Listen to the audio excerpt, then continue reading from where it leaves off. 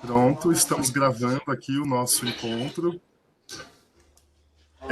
Se vocês me permitem, como eu estou distante, eu só queria fazer uma fala inicial também de agradecimento ao aceite do convite da professora Carolina.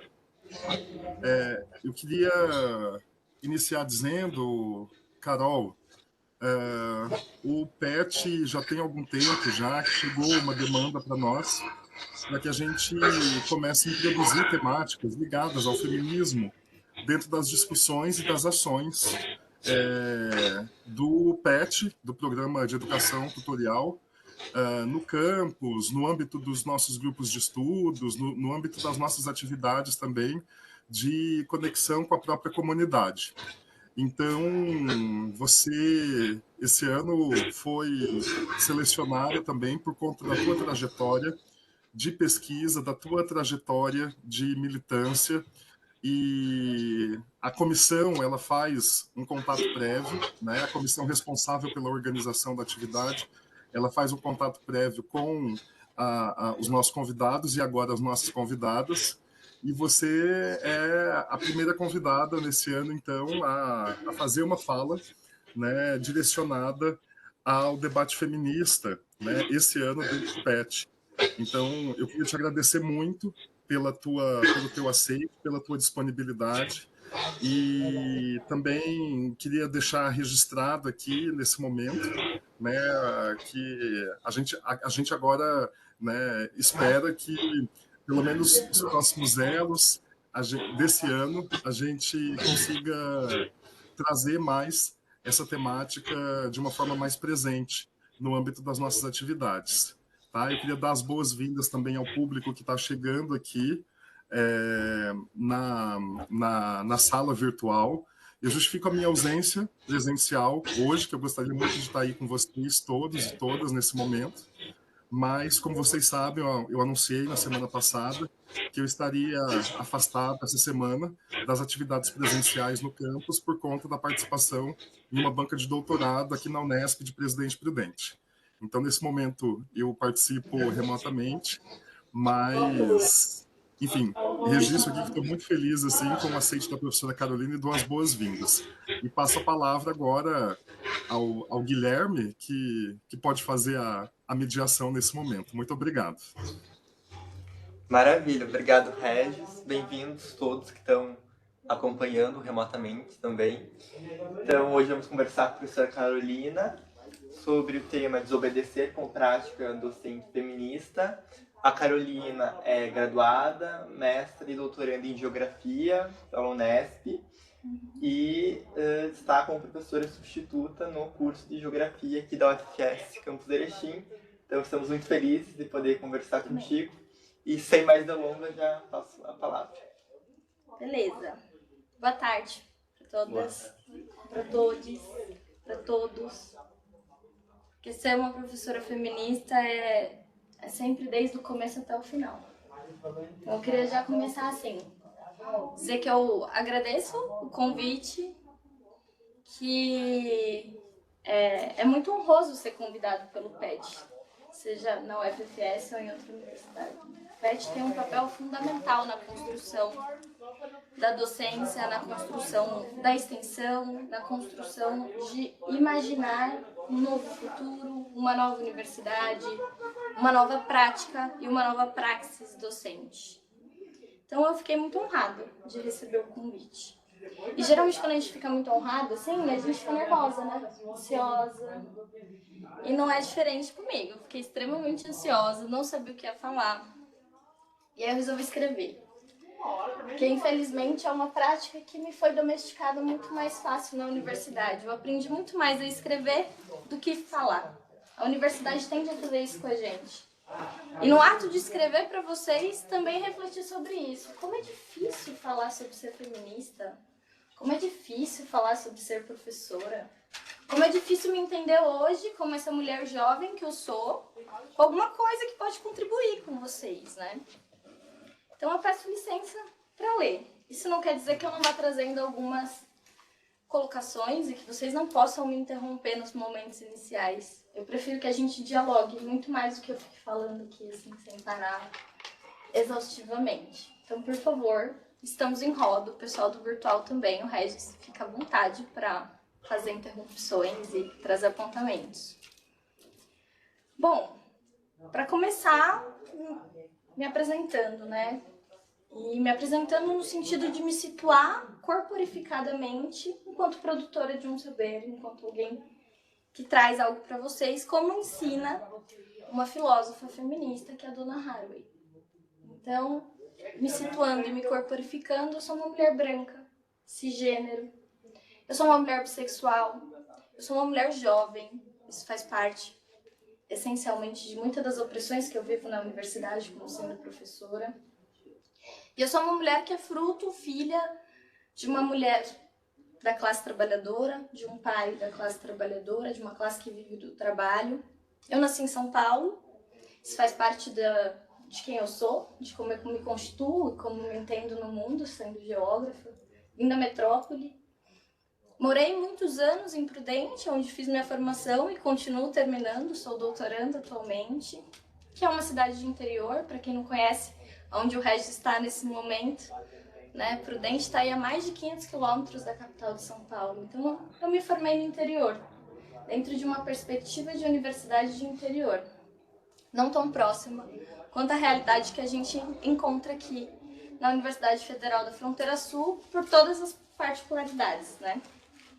Bom, dito isso, é importante dizer para vocês que eu sou professora, orgulhosamente professora. Isso é muito importante, porque eu demorei muito tempo para ter orgulho em ser professora. Eu sou formada na licenciatura desde 2017, mas eu fui estar professora muito recentemente. Foi em 2020, quando eu consegui meu primeiro contrato como professora substituta na universidade, lá na Unesp de Prudente, que eu entendi que eu estava professora. Então parece que mudou alguma chavinha. Às vezes eu ia nos lugares e as pessoas perguntavam para mim, o que você é? E aí eu travava, não sabia o que responder, né? Fazer mestrado, fazer doutorado, falava, eu sou pesquisadora. Será que eu sou cientista? O que eu sou? E depois que eu entendi, estando professora, que eu era professora, ficou mais fácil, tá? Qualquer pessoa que me perguntar, eu falo, eu sou professora, com orgulho. Então eu queria trazer isso para vocês. Eu também sou militante feminista. Construo um coletivo feminista desde 2016. Lá em Prudente. Um coletivo que a gente fundou muito mesclado entre as pautas da cidade e as pautas da universidade. Então também sou orgulhosamente uma professora, militante, pesquisadora, feminista. Uma pequena pincelada de coisas que não cabem no lápis, assim dizer. E fico feliz que você leu muito atentamente a minha descrição. Obrigada por isso. Bom, quando eu recebi a mensagem do Marcelo, perguntando sobre o tema que eu queria trazer para vocês, eu fui invadida automaticamente pela síndrome da impostora. Algo muito comum para nós mulheres. Eu tenho alguma coisa para falar? Eu vou contribuir com o quê? Com os professores em formação. Acabei de chegar, não sei nem ser professora ainda, eu tô aprendendo. E aí nesse momento eu entendi que eu estava ali me anulando enquanto experiência de ser mulher jovem, professora. E nesse movimento muito maluco, contraditório, eu entendi que eu tinha o que falar e que eu tinha como falar a partir desse lugar de feminista. Que não é um lugar fácil de ocupar, né? Dizer que é feminista na universidade é muito complicado.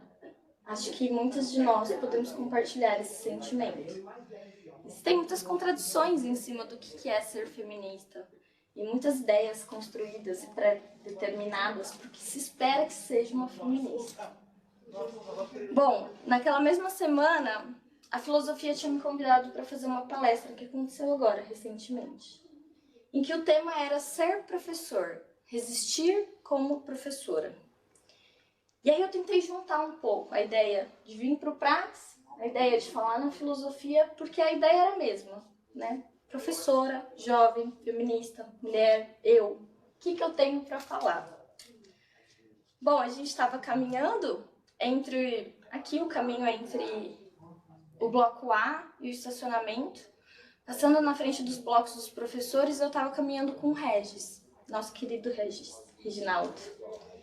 E aí eu falei pro resto, falei, o que eu tenho pra falar pro Praxis? Sei lá o que eu posso trazer pra eles. Você tem que falar, claro que você tem que falar.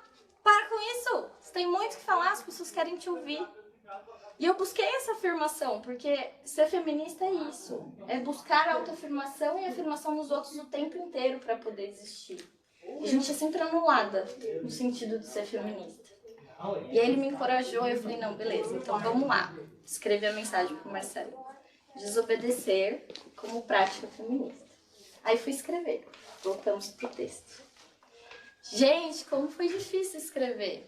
Ao escrever prática docente feminista, eu entrei no emaranhado de confusões e necessidade de entender a praxis novamente. Então eu queria dizer para vocês que eu resolvi mudar o tema. Agora Desobedeceu pro tema. Eu me desobedeci.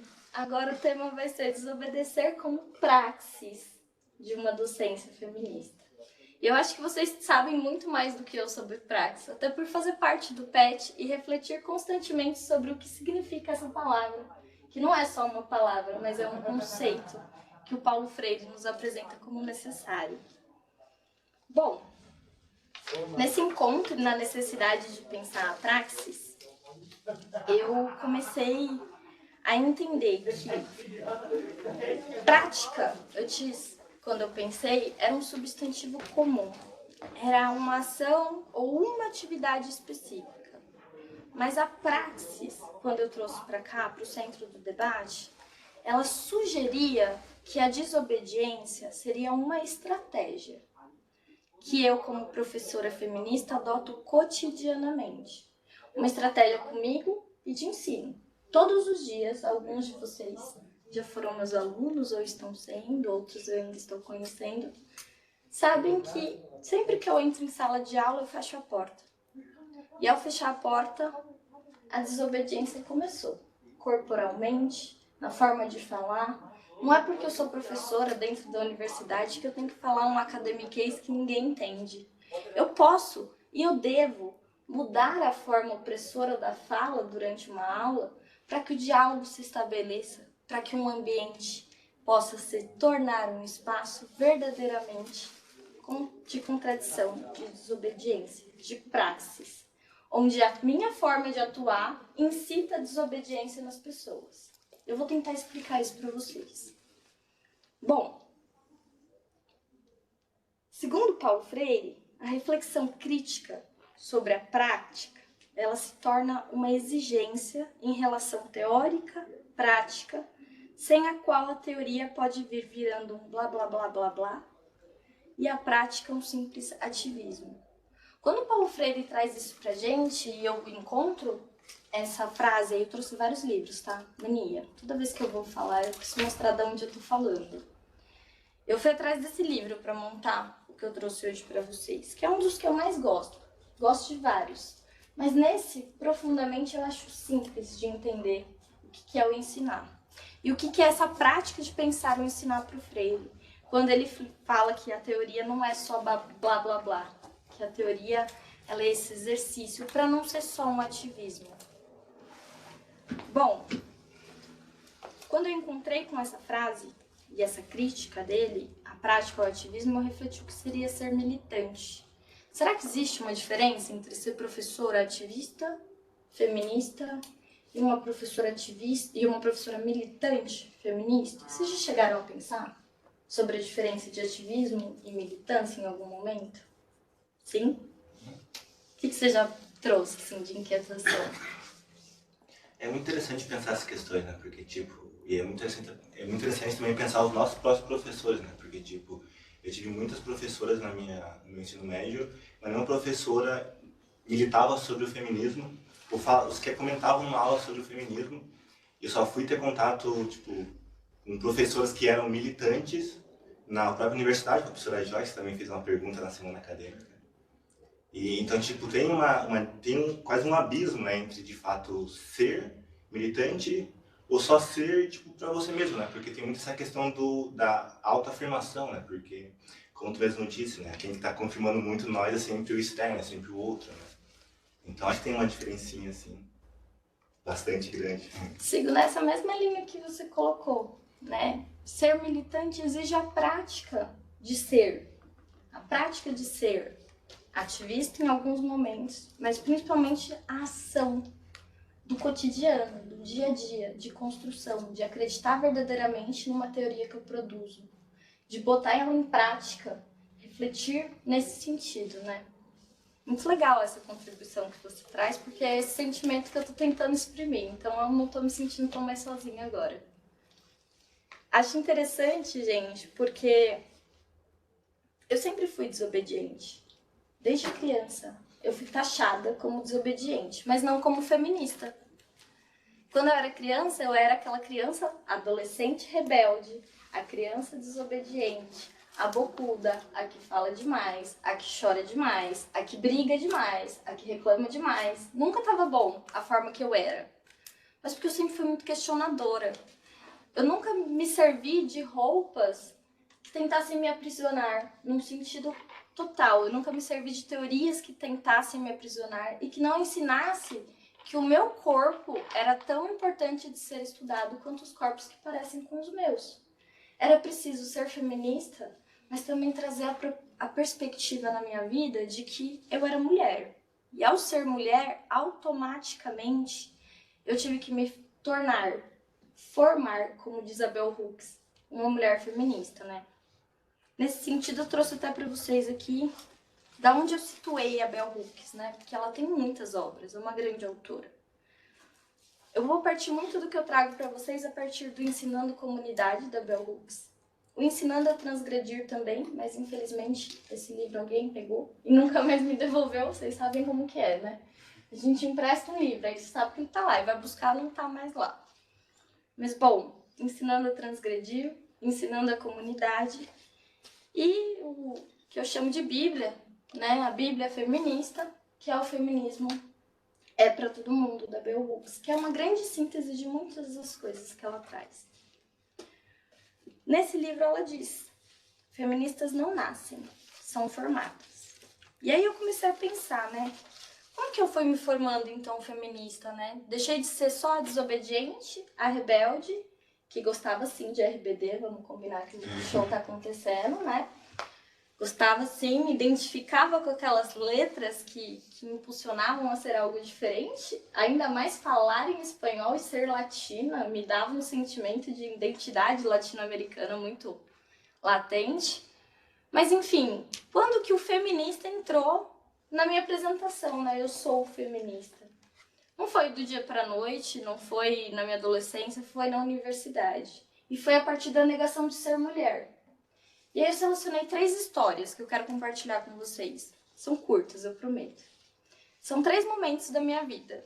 Um na graduação, um no mestrado e um no doutorado. Acho que você estava na Semana da Filosofia, você já acabou ouvindo essas histórias, vai ser um spoiler. Bom, ser aluna e ser professora, isso não é geografia, cena 1. Estava cursando o 2º ano da licenciatura em geografia no ano de 2014. Tínhamos que fazer um projeto de pesquisa, em duplas, para contabilizar a nota final da disciplina de metodologia. O projeto apresentado foi Violências contra as Mulheres na cidade de Presidente Prudente, SP. A arguição do projeto, bem como a explicação da sua nota, foi feita oralmente pelo professor em sala de aula. Me lembro como se fosse hoje as ásperas palavras sendo proferidas. O projeto, apesar de ser bem escrito, não se sustenta.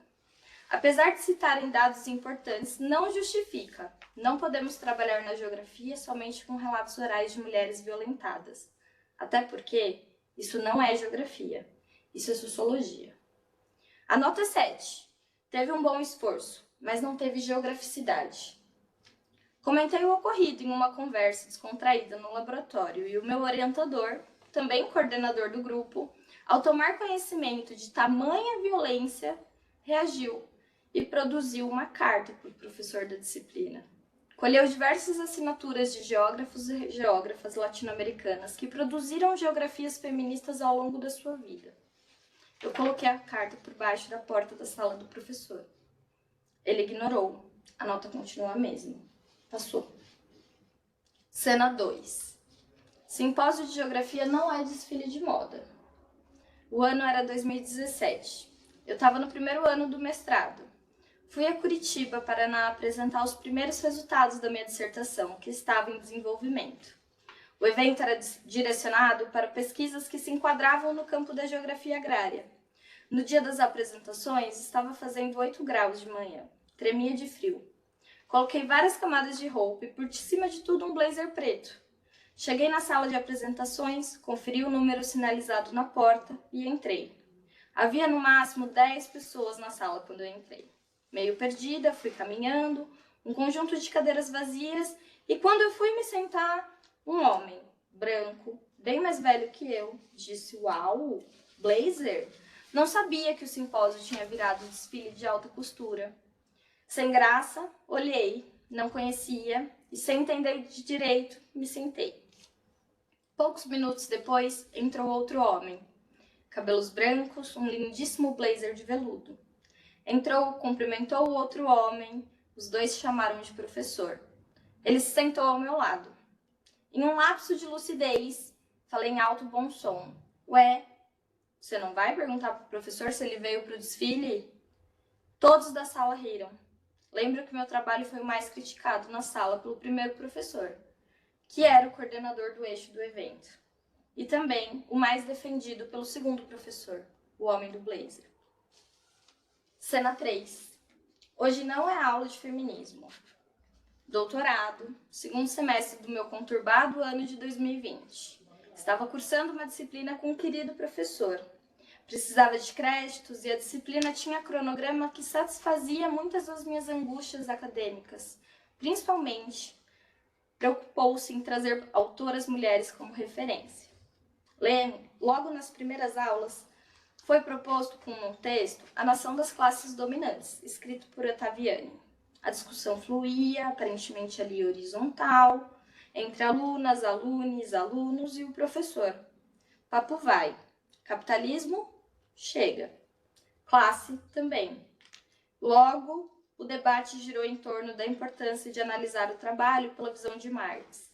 Me sentindo confortável com o rumo dos tons do debate, eu falei: não há formas de falar de classe sem falar de corpos, sem analisar o trabalho não remunerado.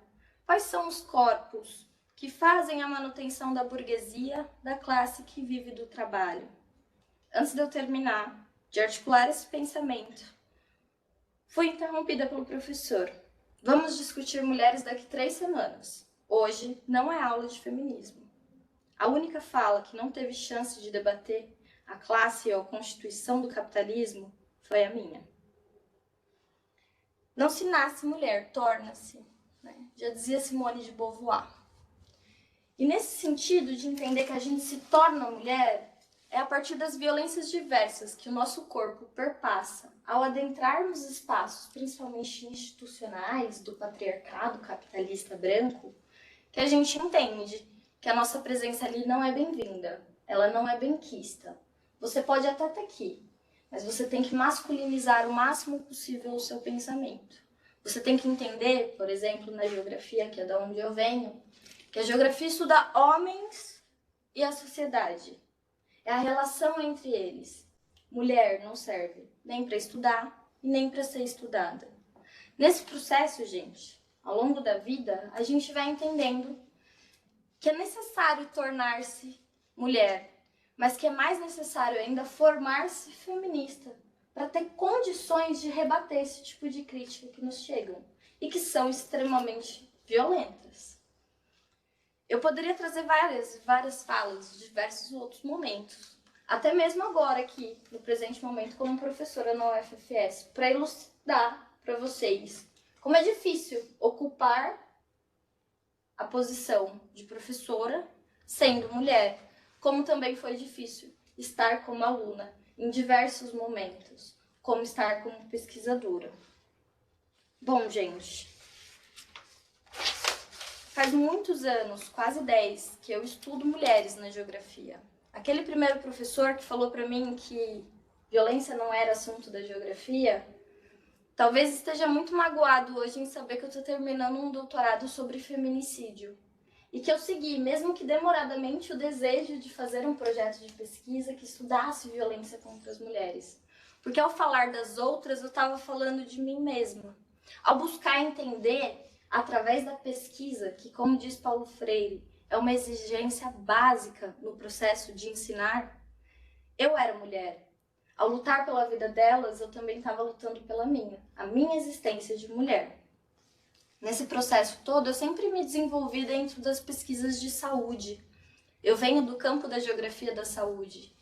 Então, desde a graduação, eu trabalho principalmente com metodologias qualitativas, em que o processo de ouvir é essencial para produzir conhecimento. E quando eu falo ouvir, não é só ouvir com os ouvidos, é um processo de escutar verdadeiramente, escutar com afetos, é olhar no olho. É realmente se conectar com a pessoa para que aquele saber que ela possui possa minimamente ser compreendido e eu possa assim tentar traduzir ele dentro da academia. Então, para mim, dentro dessa ideia de diversos homens professores que não me deram bons exemplos de uma prática docente, me construíram também como uma prática feminista. Por mais que eu não saiba qual professor eu sou nesse momento, ou qual professor eu quero ser, eu sei que eu não quero ser como eles. Eu sei que eu não quero poder falar nunca para um aluno que ele não pode estudar algo. Eu sei que é necessário incitar uma curiosidade epistemológica, porque se ninguém nunca estudou isso, você vai ser a primeira pessoa que estuda, e eu serei a sua maior incentivadora nesse processo. A gente vai junto, vai construir referências. Se não tiver, eu vou fazer de tudo para que essa pessoa torne-se a referência. Porque quando as referências não existem, a gente se torna. E nesse processo eu venho entendendo isso, que eu também tenho me tornado uma referência como professora feminista, mesmo sem pensar sobre isso. Se eu não estivesse ocupando esse espaço, talvez eu não estivesse aqui agora. Afinal, como vocês disseram, eu sou a primeira a inaugurar nesse ciclo o debate do feminismo com vocês. E, gente, que loucura isso! Vocês sabem, cada um dentro do seu contexto de vida, de trajetória de vida, as diversas formas que a universidade molda a nossa forma de pensar para o que é e o que não é, o que pode e o que não pode. E quando a gente se debate e se encontra com esses espaços do não pode, é que nasce a praxis da desobediência. A universidade deveria ser o lugar do questionamento, assim como a escola, o lugar da pergunta, o lugar onde o impossível tem que ser utópico e sonhado. A gente tem que poder imaginar. E aí eu trouxe mais algumas outras autoras para a gente pensar isso, né? Silvia Federici é uma professora universitária italiana. Não sei se vocês já chegaram a conhecê-la, uma feminista marxista. E ela traz nesse livro, que o título já diz bastante coisa, que o feminismo é uma política de comuns. O feminismo a gente faz no dia a dia, dentro da sala de aula, dentro dos corredores, na cantina, nos afetos, nas amorosidades construídas dentro dos espaços, mas a gente principalmente faz fora da universidade. O feminismo é feito na cozinha, o feminismo é feito na música, o feminismo é feito na arte. Trazer a ideia do feminismo para dentro da universidade é transformar a teoria em algo comum. Comum e básico. Se eu fosse conversar com ela, eu ia falar que o feminismo é arroz com feijão. Tem que comer todo dia. Tem que se alimentar de feminismo todo dia. Tem que ouvir mulheres, tem que trazer perspectivas de poesias, de artes, de fotos, de imaginações de mundo, para que a gente possa realmente reencantar esse mundo como docentes, como uma prática docente feminista. E aí eu também trouxe para vocês um livro que eu acho que é o meu xodózinho dos últimos tempos, assim. Gente, esse aqui, assim, livro de cabeceira para todo mundo. Esse livro é da Débora Diniz, que é uma antropóloga, professora lá da UNB, e da Ivone Gerbara, que é uma freira, né, que tomou um voto de silêncio do Vaticano por muitos anos por se pronunciar pelo aborto. E as duas são de gerações diferentes, são educadoras em diversos espaços, se encontram para pensar o que seria, né, esperança feminista, que é isso? Como a gente constrói isso? E aí, nesse livro, elas constroem o que elas chamam de verbiário feminista. Então, são vários verbos para a gente esperançar. E eu queria, minimamente, dizer quais elas propõem para que a gente tenha aqui na nossa conversa. Ouvir, imaginar, aproximar, acalentar, lembrar, reparar, recriar, celebrar, compartilhar, perguntar, falar, desobedecer. Desobedecer é o último verbo e o primeiro de todos. No passo que você fala e rompe com a ideia de que você, ao ser violentado num espaço de produção de saber, vai ficar quieto, você está desobedecendo. Ao passo que você incentiva alguma pessoa a correr atrás de uma imaginação de uma ciência possível que ainda não foi inventada, você imagina junto. Você celebra essa conquista junto. Então, eu acho que esse livro, sim, ele é um dos essenciais para a gente poder pensar a desobediência como uma praxis feminista. E, bom, apresentando todos esses para vocês e essas histórias todas, né, eu não posso deixar de dizer que os censos da educação superior, uma pesquisa realizada pelo Instituto de Pesquisa do Anísio Teixeira, né, do MEC, nos mostra que há 27 anos as mulheres são a maioria das discentes matriculadas no ensino superior do Brasil. Em 2019, nós representávamos apenas 55,2%, mais da metade. Nos cursos de licenciatura, como os nossos aqui, nós somos 72,5% das matriculadas. Porém, nós, pesquisadoras, representamos somente 53% do total das bolsas de pesquisa de pós-graduação do país, tanto da CAPES quanto da CNPq.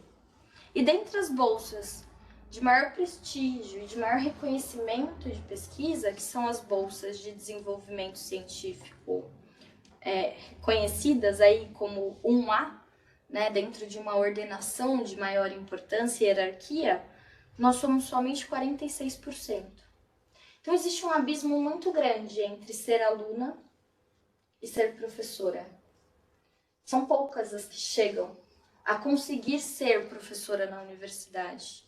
Por isso, eu acho tão importante falar hoje com vocês, sabe? E me colocar nesse espaço também de estar sendo professora e como alguém que tem algo para dizer. Porque muitas das minhas colegas não conseguiram e ainda estão tentando estar. E muitas delas desistem no meio do caminho, porque é muito difícil se manter nessas violências. E aí eu queria ouvir um pouco de vocês, assim, se vocês querem me perguntar alguma coisa específica que a gente queira desenvolver nessa roda, para a gente abrir o diálogo mesmo. Trouxe algumas provocações para a gente pensar.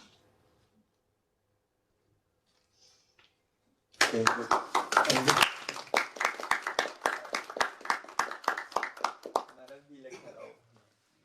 Muito bom escutar. Não sei se alguém o Alex já vi que estava inclinado a fazer a primeira pergunta. Primeiramente, agradecer, professora, por ter aceitado o convite, por ter vindo também, né? Foi muito gratificante escutar.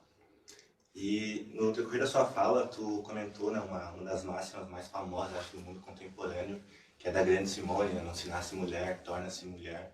Aproveitando essa fala, eu vou puxar totalmente para a filosofia, professor, e fazer uma pergunta um pouco mais inclinada para a filosofia. Mas é muito interessante, né, porque essa máxima, ela se dá de uma constatação ontológica, né, do que o ser humano ali em sua essência não é nada, então são as construções sociais que fazem esse indivíduo ser alguma coisa no seu futuro, né, no seu presente também. As opressões chegam totalmente no presente, nós sentimos muito mais essas questões, né. E por esse ano, professor, assim, eu queria perguntar para ti, uma perspectiva um pouco mais ontológica, qual que tu acha que é a origem que começou todo esse patriarcado, que começou todas essas questões, que começou todas essas opressões, sabe? Tipo, qual é na essência ali que foi o estopim, né, pra... Se eu conseguir responder essa, a gente faz o corte, manda pra internet que vai viralizar, entendeu? Então, vamos me esforçar. Acho que a primeira coisa é a gente pensar que o patriarcado ele é o sistema de opressão mais antigo do mundo, né? O capitalismo tem um pouco mais de 500 anos. Existem alguns autores que vão falar que a opressão da supremacia branca e da raça vai surgir mais ou menos com o descobrimento da América. Então, ali também próximo aos 500 anos, essa ideia do capitalismo. Mas diversas autoras vão dizer que o patriarcado ele tem no mínimo 5.000 anos. Algumas outras vão dizer que são 7.000 anos, né? Então, eu acho que pensar qual é a raiz de tudo isso, dessa opressão, é pensar o silenciamento sobre o próprio sistema do patriarcado, né? Como que ele se perpetua há tanto tempo como um sistema de opressão e dominação, né? De uma superioridade masculina construída sobre uma inferioridade de todos os outros corpos, né? Porque não é só o corpo fêmea, no sentido de sexo biológico, e sim de construção de gênero. Então, para mim, é o silêncio que faz com que o patriarcado, ele, enquanto sua estratégia primeira, se mantenha. E aí, qual é a raiz desse problema? Eu tendo a responder, talvez, muito de supetão, assim dizer, que o problema maior surge com a compreensão do trabalho das mulheres, né? Eu tenho uma percepção, até pelas minhas bases marxistas, de Silvia Federici, de Angela Davis e de outras feministas que encontram no marxismo um problema muito claro, que o trabalho das mulheres não é um trabalho remunerado, o trabalho das mulheres não é um trabalho visto, o trabalho do cuidado não é valoroso na sociedade capitalista. E muitas das vezes eu vejo que esse é um grande problema para a gente enfrentar, porque até se a gente for pensar aqui, trazendo na temática da prática docente, a gente está falando de trabalhar. Em que trabalhos são considerados melhores e piores a partir de uma concepção de dominação masculina, né? Até pensei em uma coisa assim, para trazer nisso, que eu escutei recentemente de um colega, né? Colega não amigo, viu? Pontuar, de um colega, somos obrigados a ser colegas, de que eu era muito amorosa. Você é muito afetiva, você é muito emotiva com os alunos, você se envolve demais, você é muito amorosa.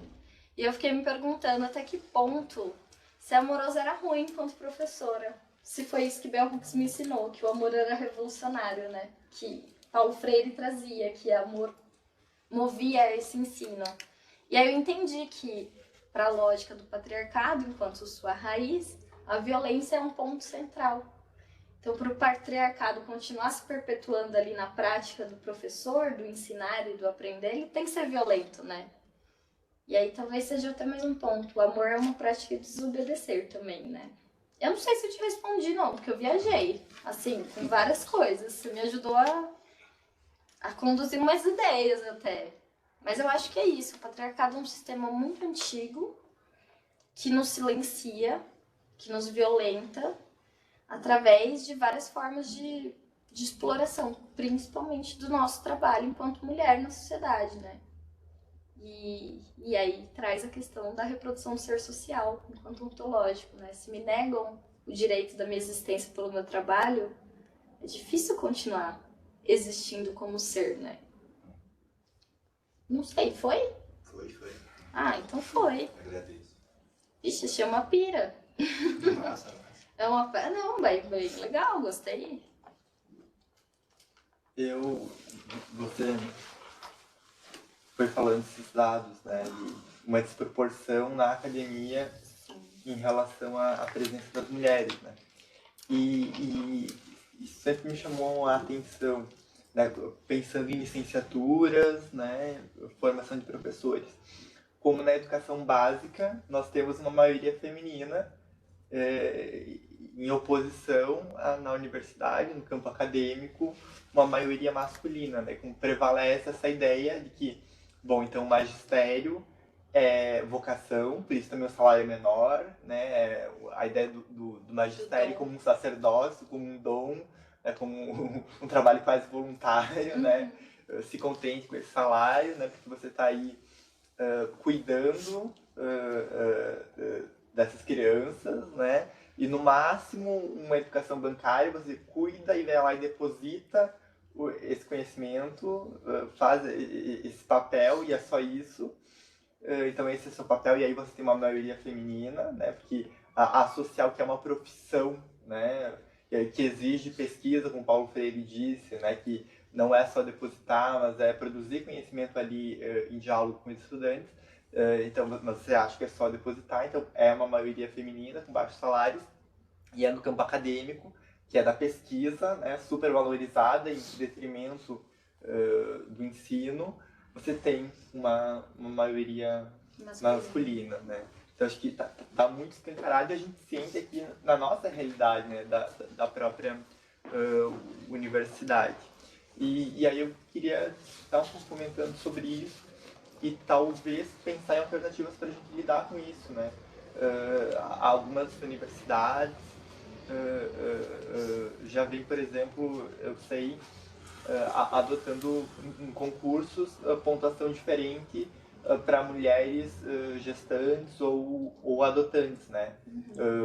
No currículo pega um tempo maior, teve esse tempo para licença maternidade, então é uma política de estímulo, né?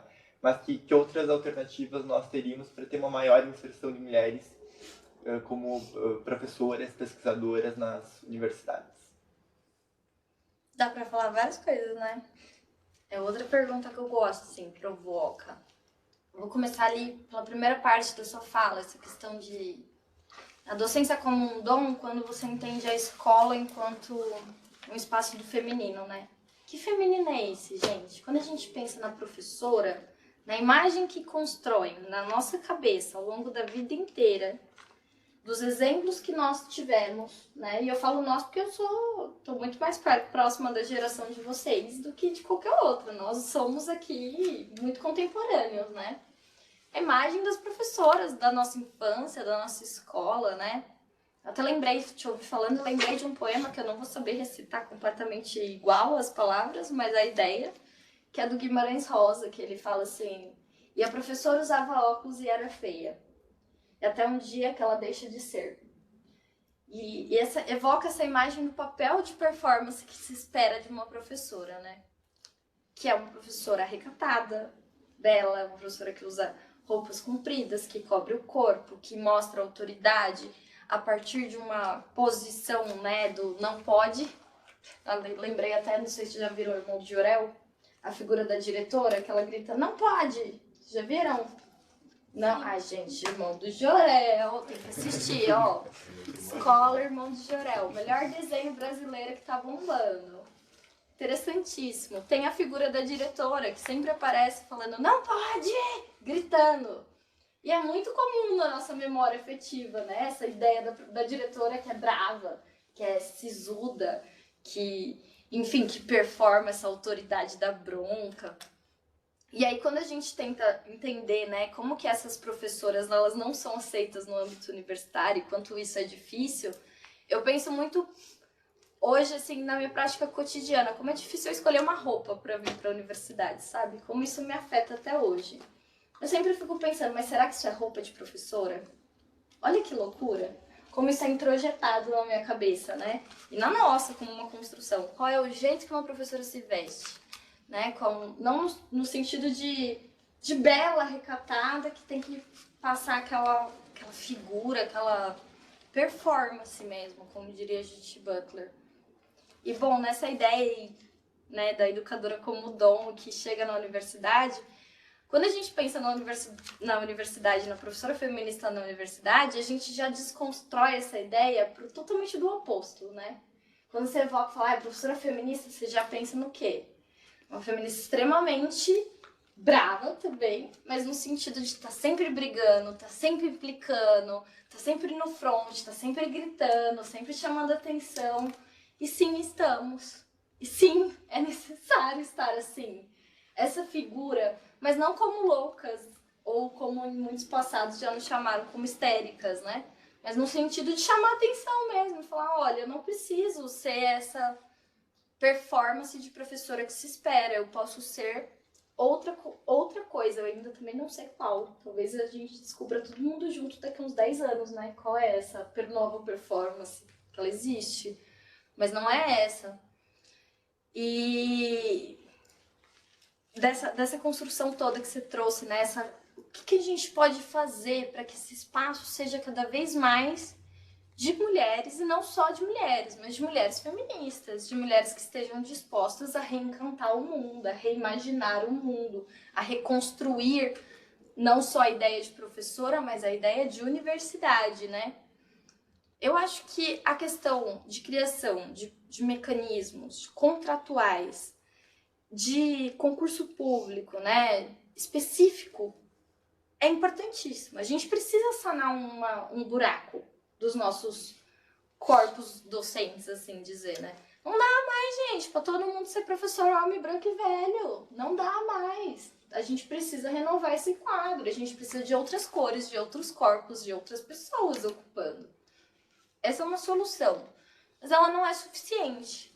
A gente precisa quebrar esse padrão do que é ciência, do que é o ensino na universidade e do que é ser professora em todas as escolas, desde a escola básica até a escola universidade, né?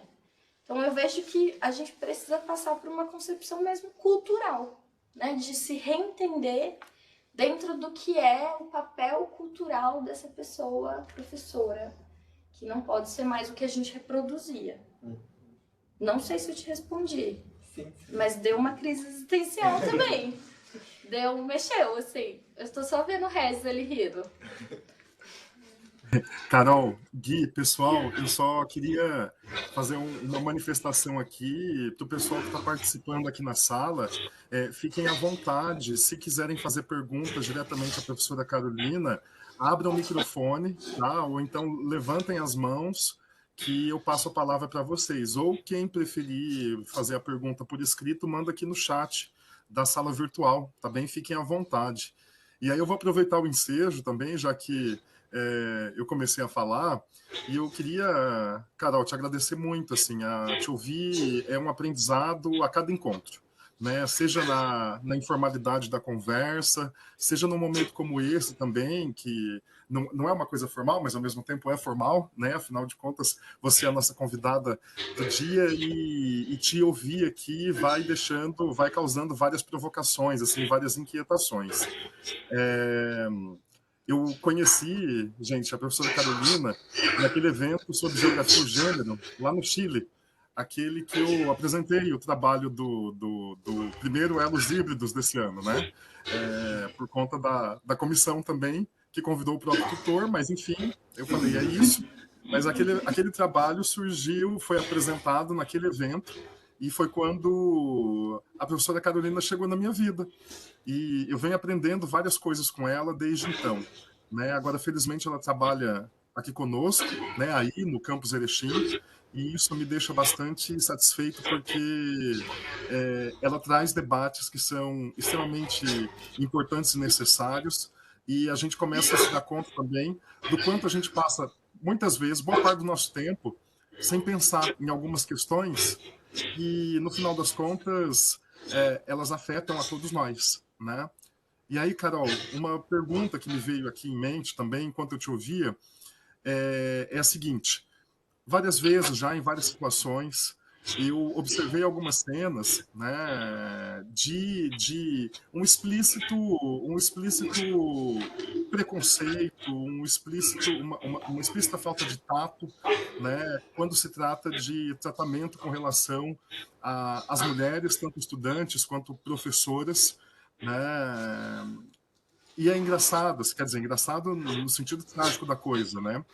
Uma coisa que me vem em mente, assim, vários momentos, Carol, eu percebo até mesmo colegas, professoras de ciências humanas, professoras de licenciatura, mulheres se posicionando contra outras mulheres, sabe? No sentido de que, olha, se você está fazendo uma tese e você engravidou, quem mandou você engravidar? Se você de repente, está dentro de um projeto ou não está dentro de um projeto. Bom, se você não está dentro de um projeto é porque você tem um filho, ou 2 filhos, ou 3 filhos, seja lá quantos for, então me parece que você fez uma escolha. Né? Então não se lamente por isso. Gente que se coloca contra, até mesmo você congelar o Lattes no período de licença maternidade. Né? Ou então, não o congelamento do Lattes, mas o reconhecimento dentro do próprio Lattes daquele período, né, que a mulher tem direito para passar, né, os primeiros meses da vida do filho, cuidando do filho ou da filha. Né? E já vi situações também em que uma mãe ela vai fazer um prefácio para a tese dela e a professora da banca vai lá e fala: olha, eu acho que não precisava ter feito esse prefácio aqui, porque eu achei muito apelativo. Querendo dar a entender que a mãe, defendendo a tese ali, estava fazendo uma espécie de apelo emocional que fosse reverberar numa possível discussão, numa possível invalidação da qualidade do trabalho dela, sabe? Então, assim, aí fora isso, é claro, tem toda essa situação, né, de exemplos bizarros esses que você pontuou, né, de a universidade não é desfile de moda, o evento não é desfile de moda, você não sabe o que é geograficidade, já que você quer trabalhar. Bom, eu acho que quem não sabe o que é geograficidade foi a pessoa que falou um absurdo desse, né? Ele sim que não sabe o sentido da geograficidade. Mas assim, Carol, desculpa, eu estou empolgado aqui, estou inquieto, mas assim, só voltando no ponto central mesmo, né? É com relação a essas histórias que muitas vezes eu observo, né, de professoras, ciências humanas, né, com esse tipo de posicionamento, assim, né? Claro, não dá para generalizar, são situações que eu observei, tô partindo de uma observação minha, né? Mas que eu vi esses casos. Na época eu não tinha a bagagem que eu tenho, que eu fui adquirindo com as minhas amigas professoras e feministas, né? E a partir dos debates também que a gente vem construindo, que a gente vem fazendo, das leituras, hoje eu tenho e quando eu rememoro essas situações, eu fico simplesmente chocado, assim, sabe? Então, eu queria que você pudesse falar um pouco a respeito disso, né? Desse posicionamento contrário, ou desse posicionamento, não sei se contrário, mas talvez alienado, né, de professoras que também deveriam reivindicar direitos, mas acabam reproduzindo a lógica machista do pensamento na universidade. Nossa, Regis, que bomba, hein? Mas eu acho que é uma grande bomba, mas tem uma saída muito simples, né? Que a própria Simone de Beauvoir já trouxe pra gente. Os oprimidos não seriam tão fortes se não tivessem cúmplices dentro desses próprios oprimidos. Né? O patriarcado ele só se sustenta da forma que se sustenta na universidade, com essa violência contra o corpo fora do normal homem branco, principalmente um corpo que gera vida, né? Que pode parir, que pode gerar outra vida, porque existem diversas mulheres o tempo inteiro usando as próprias mulheres como suplício de corpos, né? Como Foucault vai falar, assim. Você precisa demonstrar publicamente, numa defesa de doutorado, em outros momentos até solenes, de que essa postura não é aceita na universidade. Aí você pega aquela pessoa e coloca de exemplo de mal coisa, né? Que coisa feia, você virou mãe, não pode, né? Não se é permitido ser nada além do que ser um intelectual masculino, que é um corpo que não vai parir, que não é um corpo que não vai adotar no sentido a responsabilidade da maternagem, por mais que tenha que exercer suas responsabilidades de paternagem. Então eu vejo que essas situações todas, né, que acontecem numa antissororidade dentro do espaço, principalmente universitário, né, desse espaço da escola, universidade, é um exemplo claro de como a misoginia, né, que é esse ódio contra a mulher, essa forma de que a misoginia se passa hoje na sociedade, ela não é só proferida por homens, pelo contrário. Ela é feita a partir da manutenção das próprias mulheres que estão construindo esses espaços e essas práticas docentes machistas, né, assim dizer. Faz um ano, né, que a gente se conheceu, gente. Faz um ano. Hoje veio a lembrança nas redes sociais. Um ano atrás a gente se conheceu no Chile. Quanta coisa mudou, né? Como encontrar pessoas dispostas faz com que a gente até mude de cidade. Porque eu só vim a Erechim porque eu entendi que aqui eu poderia ter minimamente uma construção diferente, né? O Regis enquanto amigo, mas também enquanto chefe, porque é o coordenador da geografia, né? É meu chefe. E é um chefe que me dá liberdade, por exemplo, para eu construir disciplinas e referências pautadas em mulheres, em que eu posso questionar. Ali, quando eu recebo a ementa da disciplina, a bibliografia básica. E ao questionar, eu posso propor, eu posso trazer mais mulheres feministas, porque não basta ser mulheres, para dentro dos debates das disciplinas. Então, essa solução, Regis, em relação às mulheres contra as mulheres, eu não tenho. Mas é uma coisa fato, a sororidade ela é revolucionária, a própria Bell Hooks fala sobre isso.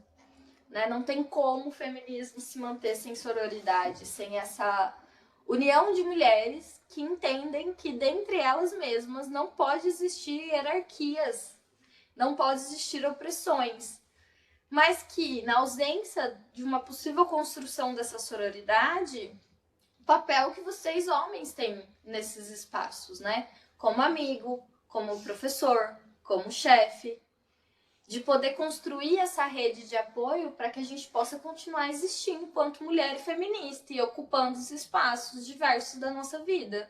Na universidade, na vida enquanto mãe, não sou mãe, não sei nem se eu quero ser ainda, espero não ter que decidir isso tão agora, mas é uma pauta que é sempre posta, né? Não tem como a gente não enfrentar o abismo que separa a mulher a partir do momento que ela é mãe, assim.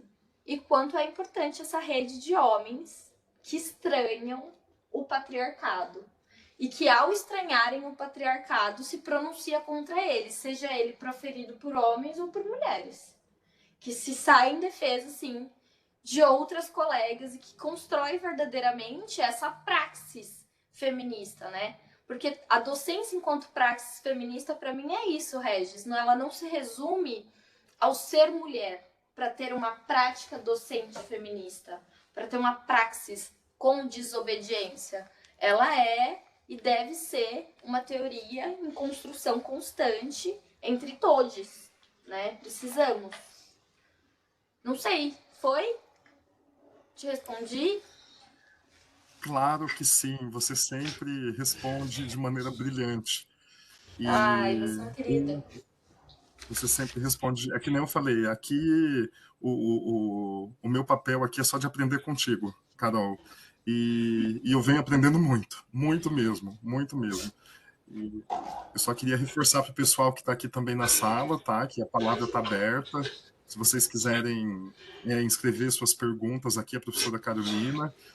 Também para mencionar, não sei, Guilherme, eu não queria me atravessar, mas eu pensei em inscrever aqui o e-mail desculpa, gente, estou passado, do PET Praxis, para o pessoal que está participando pedir o certificado. Logo mais eu encaminho um link do formulário do Google, que aí fica mais fácil. Ah, beleza, então. Beleza, então tá. E aí depois a gente vai conferir com o relatório do EBEX, que gera para o Regis. Perfeito. Todo mundo que participou de todo o debate ganhar o certificado. Perfeito. Perfeito. Então, depois você me manda aqui que eu disponibilizo para o pessoal aqui, né? Beleza. Tá bom. Pode? Eu também depois eu quero... Pode. Posso ir? Pode. Beleza. Eu não sei, talvez tu já tenha até respondido na tua pergunta ali do Regis, mas você trouxe... Eu agradeço muito a tua fala, professora Carolina, tá? Muito bom assim, que tu falou, que a gente tem pouco espaço dentro da universidade, não só debatendo feminismo, mas sobre gênero também, no geral, gênero, sexualidade, enfim.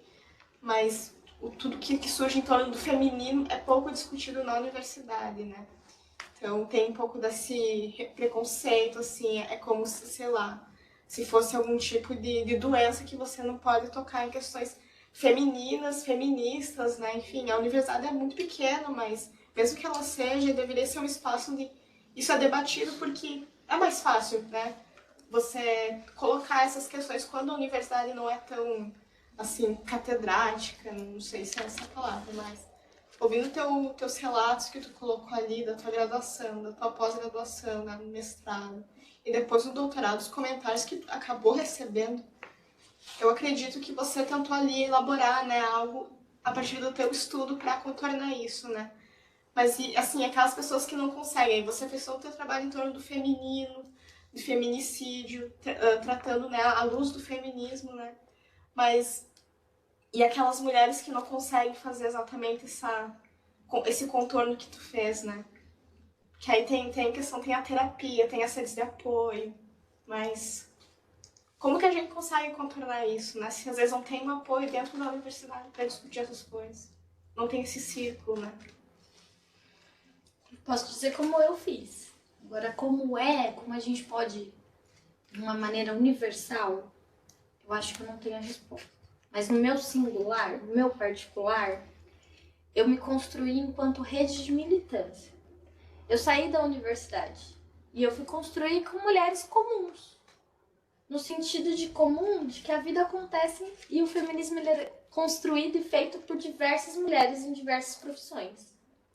E aí, quando a gente conseguiu criar o coletivo feminista Frente pela Vida das Mulheres, a gente se viu numa rede de sororidade que nos sustentava em diferentes espaços da sociedade como um todo, em profissões distintas, assim. E eu, particularmente, recebi dessas amigas, irmãs, no sentido de soror, né? De irmã mesmo. Eu me reconheço enquanto irmã dessas mulheres. Elas me deram a rede para eu ser essa feminista que eu sou hoje. Das diversas violências que eu sofria no ambiente universitário, era com elas que eu trocava, que eu me recarregava, que eu me vestia de luta, no sentido de uma mística feminista mesmo. De você colocar uma camiseta, de você passar um batom roxo, de você pegar uma bandana com cor, de andar com microfone, de ir à rua, de construir bandeiras, de pensar políticas públicas na cidade. Todo esse movimento dentro da militância, que surge principalmente, né, esse nosso coletivo surgiu da necessidade de construir um 8 de março. A gente tinha que construir juntas um 8 de março na cidade, porque como assim, uma cidade de 500 mil habitantes não tinha um 8 de março? Que é uma das coisas, por exemplo, que eu vejo aqui, que não tem. A primeira coisa que eu perguntei quando cheguei, que eu cheguei em março, né, eu falo muito, foi muito marcante que o dia que eu assinei o contrato para ser professora aqui, que eu vim a primeira vez ao campus, eu vim com uma professora feminista, que é a Paula, e a gente estava, a Paula da Geografia, a Paula Lindo, a gente estava no carro conversando, que era o dia 14 de março, era o dia da morte de Marielle. E eu entrei no carro frustrada que eu não ia estar imprudente para construir na rua a luta, como eu sempre construí nos últimos 4, 5 anos, de memória de Marielle Franco. E aí a Paula me falou uma coisa que eu nunca mais esqueci, que ela falou assim: Carol, você é todas que foram e todas que podem ser. Estar hoje aqui, professora, pode não ser o que você queria nesse momento, eu sei que você queria estar na rua, mas estar aqui é trazer também essas pautas para dentro da universidade. E aí eu entendi o quanto eu sou formada por essa militância, que me move, né? Eu quero estar na universidade, mas eu quero estar na rua porque eu vejo que é ali que eu me recarrego, enquanto violências que a gente vive. E para essas violências todas, né, em diversas fases da produção da vida acadêmica, da graduação, da pós-graduação, até a docência, muitas amigas minhas que não chegaram, que eu falo que desistiram no meio do caminho, falam, eu não quero isso, eu não quero estar na universidade, é um espaço extremamente hostil, é um espaço violento, já foi demais para mim me formar, não quero ser professora lá dentro. Eu vejo que muitas delas sofreram o que eu tento chamar hoje em dia de feminicídio epistemológico, que é essa morte de mulheres, essa morte matada, né, que é uma morte intencional, não é um acidente. Ela é propositalmente feita ao longo da nossa trajetória, enquanto formação de professoras, para a gente não ser feminista. É como se a gente fosse sendo domesticada, e esse passo de domesticação, ele fosse nos podando de um esperançar, né, no sentido freiriano mesmo, de ação, de verbo, né, de levantar e construir e fazer um novo mundo e sonhar com essa utopia, que nos faz simplesmente não estar mais nesse espaço, nesse sentido que você tinha colocado, né, dos abismos, dos dados. Então eu vejo que é isso, pra gente não morrer enquanto mulher feminista, né, que chega pensando diferente, vai sendo podada até você sair quadrada e pensar exatamente como o modelo do patriarcado na universidade quer, a gente precisa construir militância. Precisa. Não tem como a gente só produzir teoria. Não tem como a gente ficar aqui encastelado no nosso feudo universidade, produzindo e falando somente com os nossos, ainda que esse espaço seja difícil pra gente ocupar, sem a gente ter esse espaço de troca, de diálogo feminista, onde mulheres comuns compartilham a vida comum, de um dia a dia comum, em ser professora, em ser aluna, em ser mãe, em ser servidora, em ser cozinheira, em ser advogada, em ser, pra gente poder construir, sabe? Então, não sei, assim, mas o que eu posso te falar é isso, é o feminismo militante na rua que me alimentou esse tempo todo para que eu não fosse morta no processo da academia, sabe? E eu espero muito que você tenha essa experimentação de construir um feminismo de rua. Eu não sou muito assim da rua, né? Mas eu procuro, né, ter algum tipo de rede, assim, pra conversar sobre coisas, né? Que na vida da gente, um assédio é um evento, né? É um evento constante. Então a gente às vezes não sabe, ou é um assédio, um comentário ridículo que a gente escuta e a gente nem conversar, né? Ou é um mansplaining em sala de aula, exatamente. você vai explicar alguma coisa e sempre tem um infeliz que quer falar exatamente a coisa que você falou, e aí você nem pode... Aí é o problema, entendeu? Porque a gente, no feminismo, não responde violência com violência, tem que responder com amor. Mas a vontade de dar-lhe uma livrada na cabeça, Dá uma cadeirada. né? Não pode. E a gente vai moldando as experiências. E é o que você falou, viver feminista e viver mulher enquanto especificidade é viver violência. Sim. Obrigada. Infelizmente. Você queria perguntar? Sim. Eu também estava na palestra que você fez para filosofia, eu, a Karen, o João e o Alex. Aí a gente já saberia um pouco do assunto. Daí, esse debate que tu fez na semana acadêmica gerou algumas, digamos assim, pensamentos nos professores também. A desculpa que eu escutei foi: a nossa base que nós tivemos foi os clássicos. Aí, como nós temos uma professora, como é que ela consegue colocar na grade curricular mulheres? Sim. Né, cara? Como é que ela consegue que os professores parece que estão num comodismo que não consegue, eu acho que estão superioridade intelectual, digamos assim, fatos, alguns conceitos feitos por homens são melhores que feitos pelas mulheres.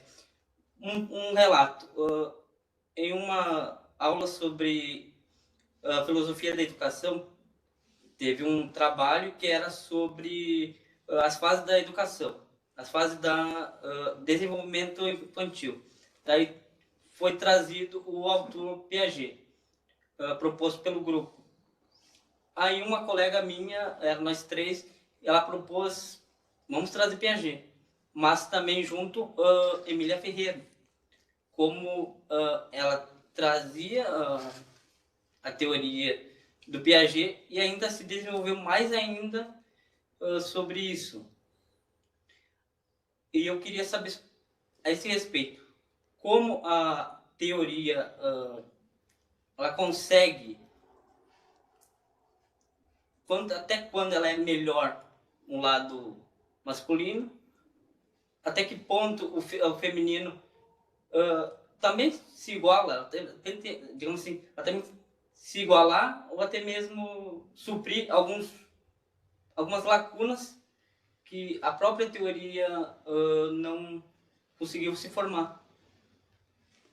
Até que ponto você... Isso, até que ponto conseguimos introduzir, claro, sem desconsiderar o que já foi produzido, até mesmo um apagamento, como se foi feito, não só da filosofia, quanto de outras áreas também. Até que ponto podemos trazer de volta referências desse mesmo conceitos. Olha, eu acho que pra gente pensar isso é muito simples, mas é muito complexo. Então eu vou tentar dali. Acho que é uma postura política, né? O que você está trazendo é isso. Como a gente faz, eu acho que é isso que eu entendi, né? Como a gente produz uma postura política de constante vigilância epistemológica, como diria o próprio Paulo Freire, né? De estar ali enquanto uma pessoa vigilante, que está sempre se adaptando, está sempre se formando, buscando novas formas de conhecimento e de saberes, para conformar um tradicional clássico único, né? Únicas vozes. Eu acho que é simples. É tomar a postura de que não falarei somente a partir de poucos, falarei sempre de muitos. E aí isso até me pegou, assim, né? Na Semana da Filosofia também me questionaram próximo, né? Como não desmerecer os clássicos? Ora, clássico é clássico, é importante ser lido. Mas isso não quer dizer que entre nós agora, nesse momento ou no momento anterior, mulheres importantes, pessoas não binárias importantes, pessoas outras, sem seu pensamento branco, não estejam produzindo coisas importantes. Não é porque ainda não caiu na concepção enquanto um grande clássico, que não seja um grande marco para a gente trabalhar. E aí, você trouxe o exemplo, né, do Piaget e da Emília, e aí eu também pensei em um exemplo, né, que eu trouxe aqui agora, que é a própria Bell Hooks, assim, né? É claro, diferente no sentido de que ela é uma mulher estadunidense, então existe uma dificuldade da gente ler inglês. Mas quanto tempo, nossa, eu demorei para conhecer a Bell Hooks. Eu fui conhecer ela na militância, na rua, com outras mulheres que não estavam na academia. Mas o Paulo Freire eu sempre ouvi. Ai, Carol, você tá falando mal do Paulo Freire? Não, gente, seu Paulinho, entendeu? Ele tá com a gente. Só que o Paulo Freire foi até um ano, a Bell Hooks avançou. E muito do que ela avançou não é lido como tão válido quanto o do Paulo Freire. Muito até porque a Bell Hooks vai falar sobre amor. E amor não é um assunto permitido, né? Na produção da ciência. Ela propõe uma prática amorosa para se pensar o feminismo. E ela ficou, assim dizer, taxada numa exclusão, num apagamento, numa demora até para traduzir os livros dela, para chegar a acesso a mais pessoas. Exatamente pelo fato dela ser mulher, porque o próprio Paulo Freire falava de amor, só que ele falou em uma página, e ela desenvolveu obras e obras e obras sobre isso, assim. E aí o que a gente faz diante disso? A gente lê e traz, e a gente apresenta, a gente fala, olha, tem seu Paulinho, patrono da educação, ele que iniciou, ele é o clássico, a gente parte daqui, mas também tem outras mulheres que construíram um diálogo e avançaram no debate. Então, vamos ler na disciplina uma página, um capítulo desse, um capítulo desse? Vamos botar para conversar? E eu acho que essa é a possibilidade para a gente construir essas referências, sabe? Não é excluir os clássicos, é revisitá-los com lentes feministas, com lentes e olhares feministas. E principalmente, que é uma coisa que eu sempre falo em sala de aula, assim, é quase um bordão meu. Conceito tem corpo, sobrenome e ano. Eles não são permanentes.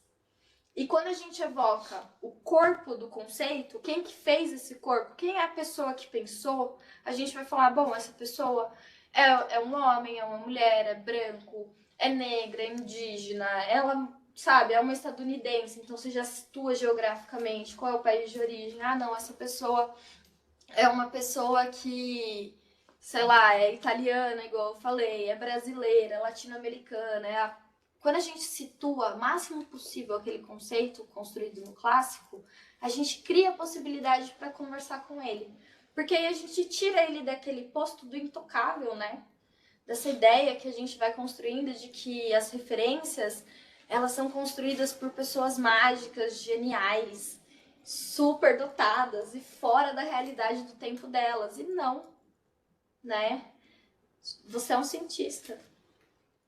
Você é um cientista, você é um cientista, você é um cientista, cientista. Somos cientistas. Eles não são pessoas extraordinárias. Nós podemos questioná-los, como podemos questionar qualquer pessoa em uma conversa, em um diálogo, e construir.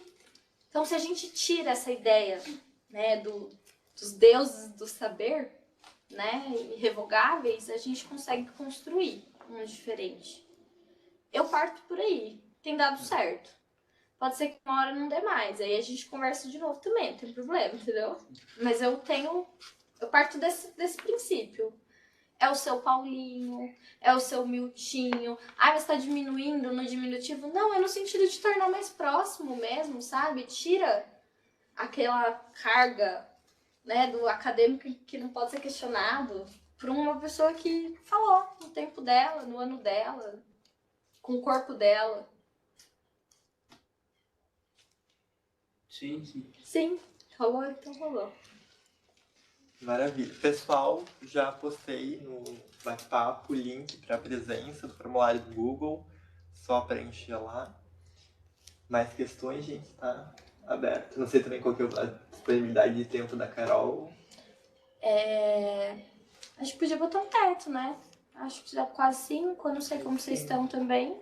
Tem aula hoje à noite. Tem aula também. Todo Vamos mundo tem aula hoje jantar. à noite, tem que jantar, né? Contigo. Aula contigo.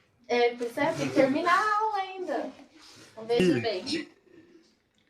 Eu ia Sim, sugerir, se alguém tivesse mais alguma pergunta, a gente poderia abrir para mais uma ou duas perguntas e na sequência a gente encaminha para o encerramento. Boa, perfeito. Tem alguém aí do virtual que queira falar também? Estamos ouvindo. Não, aqui o pessoal ficou quietinho, Carol. Estão tímidos. Sim.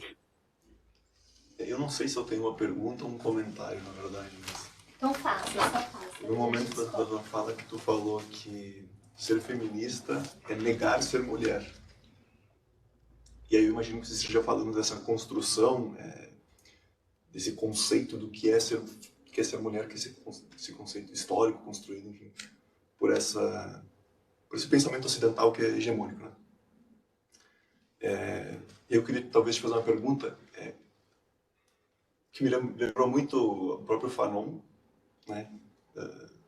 Essa questão da identidade, que você supera essa identidade, nessa, enfim, superação, que também se estende para essa questão de gênero.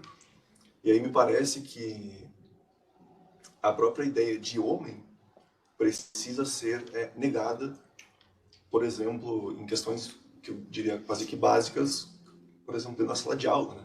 Quer dizer, o professor que não quer ler as autores feministas, ele simplesmente está mantendo a posição dele de homem, né? Que seria uma manutenção do Exatamente. próprio poder dele. Né? Exatamente, manutenção. E até um certo identitarismo nesse sentido, né? Enquanto homem branco que não quer sair dessa posição. E aí, quando você falou de ser feminista, negar essa identidade construída por esse pensamento ocidental hegemônico, eu gostaria que você falasse um pouco mais sobre isso. E aí, só fazendo esse comentário, que eu acho que parte de nós, homens, também pensarmos que nós temos que negar essa identidade que nos foi dada, que nós fomos construídos em cima dela. Não sei se eu fui Carol? claro. Oi. A gente... Desculpa, Francis, te interrompi no finalzinho ali, mas acho que você já tinha concluído, né? Já. Ah, beleza. A Karine, ela quer te fazer uma pergunta também, um comentário. Karine, fica à vontade para ativar o seu microfone, tá bem? Boa tarde, pessoal. Ouvindo? Boa tarde, sim. Ótimo, então. Eu também estou vivendo um momento especial, então eu quero colocar alguns exemplos e um questionamento que em algum momento eu pensei em falar e não falei, mas hoje eu senti que eu não posso deixar passar. Eu estou maternando, e é a minha primeira experiência. Então, eu estou percebendo várias situações que acontecem nesse período. Então, por exemplo, de quando começou o evento até agora, eu já troquei fralda, amamentei, negociei com a minha filha que eu ia lavar fruta para fazer o lanche e ela ficava no carrinho e sem chorar. Ela começou a chorar, já está mamando de novo. E para abrir a geladeira, eu tive que escorar a perna na pia, segurar ela num braço e com o outro braço abrir a geladeira para pegar alguma coisa e ir fazendo tudo isso. E, por um lado, pode ser simples, mas tem um lado que tu fica pensando, tipo, dê conta de tudo isso e várias pequenas coisas que fizeram reflexão. Por exemplo, colocar brincos ou não numa menina. Qual que é o histórico de colocar brincos, colocar uma marca na mulher, logo quando ela nasce? Teve somente uma amiga com quem eu consegui conversar sobre isso e que a gente ficou pensando, tá, alguém perguntou pro bebê se quer colocar brinco ou não, se quer ter essa marca ou não, e daí depois quando a gente vai querer fazer outros furos e pendurar outras coisas no nosso corpo, como é que é essa tomada de decisão ou não? Então eu fiquei muito nessa de tipo, coloca, não coloca, como é que eu vou me sentir, mas de certa forma eu, né, fui e perguntei para um bebê, né, como é que poderia ser isso ou não. Porque todo mundo fica dizendo assim, eles não sentem. Não, sentem sim, só que esquece, porque a gente esquece grande parte das dores que a gente passa. E uma das coisas que eu ouvi de uma professora foi assim, tu vai ver, a gente coloca vestido, coloca meia calça e tudo mais, mas é só nessa fase, porque depois que nem a minha agora que virou adolescente, só quer saber de usar calça. E daí eu simplesmente não falei nada. E uma das coisas, eu ganhei um livro de uma amiga para um livro tipo diário para acompanhar a gestação. E uma das coisas legais que tinha lá era assim, o que você mais sente falta do período que você não era gestante? E a minha resposta foi de pronto e rápida, assim, sem dúvida, poder usar calça jeans. Só um pouquinho, volta. E isso, então, tem a ver um pouco com o jeito que a gente é criado e com as situações todas que a gente vai vivenciando nesse período. Mas o que eu queria ouvir um pouco a opinião da Carol também, em função das experiências dos estudos dela, é que uma das coisas que foi muito difícil quando eu tive numa palestra e as mulheres ouviram, especialmente as mães de meninos, é que para a gente criar um mundo e fazer um mundo menos machista, colocaram assim, isso é muito responsabilidade das mães ao criarem meninos, e tipo, não, é responsabilidade de todo mundo. Mas como, mais uma vez, por ter mais contato e estar mais junto, faz nesse sentido de, olha, como é que a gente está criando os nossos meninos agora, os nossos filhos, para serem menos machistas. Porque está muito no nosso cotidiano esse machismo, e muito eu pensava que era por conta do Rio Grande do Sul, que se acha um monte de coisa, mas com o tempo eu fui vendo e convivendo, especialmente com o pessoal que veio de fora, que não, que está em todos os lugares, e reforçado em algumas ações, enfim, em cada lugar. Mas como é difícil ainda isso do como criar essa geração que vai ser menos machista, e mesmo quando a gente fala, quando estou eu aqui falando, eu fico me questionando se eu já não estou sendo em algum momento, porque isso está tão incutido na gente que a gente às vezes não consegue perceber que está fazendo algumas coisas que são preconceituosas. Então, que nem diz o Regis, tudo que ele falou ali foi excelente, o quanto a gente pode ter esses espaços para ir aprendendo e mudando os nossos pensamentos e, com certeza, ir falando também para quem está ao nosso redor para ir melhorando isso. Mas é mais no sentido de também ouvir a opinião da Carol nessa questão do criar os meninos, de todo mundo estar junto nessa ou não, e parabenizar pelo espaço via esse grupo e o quanto ele é importante também que se faça online, para a gente poder também estar acompanhando. Obrigada, gente. Maravilha. Só, Karine, uma curiosidade. Que curso que você é, só para te conhecermos melhor? A Karine é da Geografia. Maravilha. Bem-vinda. Gui, Carol, acho que a gente encerra o bloco de intervenções com a fala da Karine e do Francis. A Carol responde agora a pergunta, o comentário, né, tanto de um quanto de outro. Na sequência, a gente faz uma fala de encerramento. Show. São bem próximos, né? Por mais que pareçam distantes, são comentários muito próximos. E, nossa, me pegou profundamente. Aí eu compartilho com vocês, né? Porque o feminismo é cotidiano. A minha irmã hoje pariu um menino.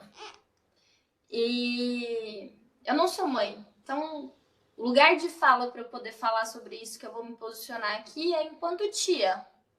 Uma tia feminista que tenta construir relações de sororidade com a minha cunhada, com a minha irmã, para a construção de uma educação feminista para essas crianças da minha família.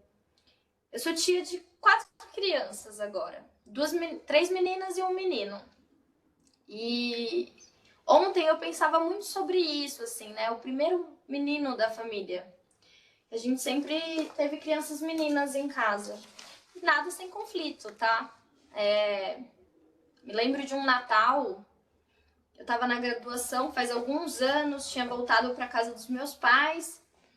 E foi um Natal que eu não passei em casa. Meu pai precisava comprar o presente das crianças. E aí ele falou pra gente se eu não podia ir junto. E aí fomos juntos numa loja grande, dessas lojas que tem de tudo, sabe? Não só brinquedo, mas 1 milhão de coisas ao mesmo tempo. Aquelas lojas gigantescas com 1 milhão de coisas. Vai desde meia até Barbie. Tem de tudo. E estávamos numa loja dessa. E aí meu pai foi felizão pro corredor, né, de brinquedos. E precisávamos comprar o presente das duas não eram recém-nascidas, né, mas recém-crianças, assim dizer. Recém-meninas, posso dizer. Elas tinham um pouco mais de 2 anos uma, 3 anos a outra. E a discussão era qual ia ser o brinquedo. Automaticamente ele foi pra vassoura, pro rodo e pra pá. E naquele ímpeto do surto da tia feminista, eu dei um berro na loja, né? Falei, não! Feminista! Eu espumava, gente. Eu não consigo nem reproduzir. Meu pai assustou. Porque pela primeira vez ele me viu gritando que não, que aquilo não podia porque elas não iam ser educadas daquela forma. E aquilo gerou uma briga tão grande. Aí vocês imaginam que a briga desrolou da loja até em casa. Horas a fio, que vó se mete, tia se mete, vira aquela auê. E eu taxada como doida, né? Doida, no sentido de desviante do normal. Como assim você não tá aceitando isso? E depois daquele episódio, poucas vezes eu tive que entrar em conflito direto com o resto das pessoas da minha família sobre essas questões de brincar, né? Do que é ser menina e ser menino, rosa e o azul, a boneca e o carrinho. Daquela vez parece que marcou, assim, até agora que minha irmã teve meu sobrinho hoje, né? E entrei em grande crise. Como educar um menino? Não sei, eu eduquei, ou ajudo, eu não, né? Elas educaram minha cunhada, minha irmã, meus irmãos, meus cunhados, e eu ajudei de alguma forma, em alguns momentos, a educar meninas, nesse sentido de se proteger o tempo inteiro das violências. E ainda assim, numa tentativa muito grande delas terem liberdade, ainda dentro dessa forma que a gente educa na opressão, né? Para que elas não sejam violentadas. E aí eu entrei numa grande crise ontem, porque na verdade a gente não nasce nada, gente. É o que a Simone fala, não se nasce mulher, a gente não nasce nada. A gente nasce um pedaço de matéria que, não sabe fazer nada. Ainda somos um dos bichos que menos sabe o que fazer quando nasce, né? Depende de tudo o tempo inteiro. Não come, não anda, não nada. A gente não nasce nada. E essas marcas, como por exemplo o brinco, ou essas imposições do que é ser mulher, se construir mulher, ser homem e não ser né? Tem um brinco é mulher, se não tem é homem. Então a gente se constrói tanto na presença quanto na ausência dessas marcas. Elas fazem a gente refletir profundamente quais são esses padrões culturais mesmo que a gente precisa pensar para esses corpos e como construir diferente, assim. Eu não acho que eu tenho uma resposta para essas duas perguntas. Eu acho que eu só tenho esse conjunto de reflexões de que eu não sei como fazer. Porque não tem como eu falar sozinha como fazer. Não tem como eu me posicionar sozinha. É a Karina desafiando, sendo uma grande desobediente, e estando aqui, maternando, a gente ouvindo o neném. Ai, que me deu até um negócio, tô morrendo de vontade de ver neném, né? Tô até sentindo o cheiro imaginário já do neném da minha irmã na cabeça. E aí eu ouvi o neném dela e imaginar essa cena que ela narrou pra gente, né? Eu imaginei uma mulher polvo, com vários braços e muitas pernas, fazendo multitarefas, e ainda assim uma mulher intelectual, proposta a discutir, a pensar diante de tudo isso, e o quão doloroso, sofrido e o quanto a gente precisa valorizar essa presença cada vez mais exposta pelas mães, pelo ato e a coragem de ser mãe e expor o que está acontecendo ali na câmera fechada que a gente não está vendo, né? Me solidarizo com isso. Consigo imaginar, mas infelizmente eu, enquanto mãe, não consigo me colocar nesse espaço de saber como fazer. Acho complexo, assim. O que sei é que eu espero que a gente consiga criar um mundo novo, reencantado, com esperança, de que a gente não tenha que educar nada nem ninguém, nenhuma criança ou adulto, por uma prática violenta, seja para se defender ou seja para praticá-la. Eu espero que esse mundo que a gente construa enquanto uma praxis de desobediência feminista seja um mundo amoroso e não um mundo violento, como eu trouxe para vocês a partir dessas diversas autoras, assim. Acho que eu encerro aqui, assim, essa questão. Não sei se chegou, eu espero que sim, mas a gente também pode tomar um café. A Karina também, eu acho que a gente pode se conhecer pessoalmente, tomar um café e conversar mais sobre isso, porque é importante pra gente pensar coletivo, né? Não é só o que eu acho. Perfeito, Carol. A gente te agradece muito pela tua presença, né? Já viemos acumulando alguns diálogos, né, no nosso grupo de estudos, debatendo esses temas, né? No fim do ano passado, a gente leu a Bell Hooks, o Ensinando a Transgredir, foi, assim, maravilhoso, né? Aprendemos muito com ela e muito contigo hoje também, com toda essa bagagem que você traz. Então, quero agradecer a todo mundo que acompanhou aqui, remotamente também, né? Sempre muito bom ter as pessoas do virtual, né? Essa ideia do duelos híbridos muito também, Carol, porque a gente percebe que não é todo mundo que pode estar aqui numa atividade à tarde no campus, né? Então, transmitir também, como a Karine colocou, é por isso também, né? Para tentar incluir mais gente ainda, e por isso também gravar e disponibilizar, né? Acho que o que você falou é tão importante que não poderia ficar só aqui, né? A gente precisa levar isso para a comunidade, e acho que é esse o nosso desafio, né? Então, muito obrigado mais uma vez. Não sei se o Regis quer comentar alguma coisinha, se despedir. Não, só uma despedida mesmo, um agradecimento mais uma vez, parabenizar também o grupo, a comissão, né, que vem se engajando nessas atividades. Como o Gui falou, né, já havia um acúmulo anterior, mas para esse ano mesmo é o nosso primeiro Elos que a gente tem, né, como pauta essa temática, e que venham muitos outros, né? Que venham muitos outros, né? Então já fica aí também colocado o desafio para a comissão do Elos Híbridos, para ir pensando as próximas convidadas, né? E agradeço mais uma vez, e eu também me despeço aqui de todos, agradeço quem participou aqui também na sala, a Karine, né, que estava ali também na lida, muito corajosa, né, estava ali com a imagem, né, da mulher polvo, mas aqui com a gente também, dialogando, ouvindo, e é isso, gente. Valeu mesmo, Carol, muito obrigado. Obrigado, gente. Uhul! Então, eu vou encerrar aqui a nossa gravação. Perfeito.